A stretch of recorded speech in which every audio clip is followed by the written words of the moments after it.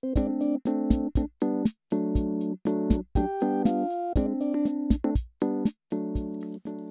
a teacher begins her class one day asking a question. If there are 5 birds sitting on a fence and one is shot, how many birds are left? Johnny raises his hand and says, none.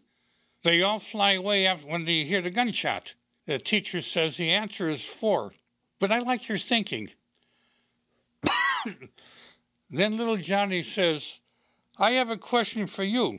There are 3 women sitting on a bench having ice cream.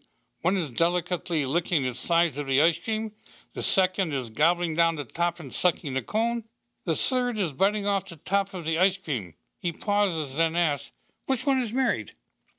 The teacher, blushing a great deal, answers, well, I suppose the one that gobbled down the top and sucked the cone. The correct answer is the one with the wedding ring on, little Johnny says with a smile, but I like your thinking.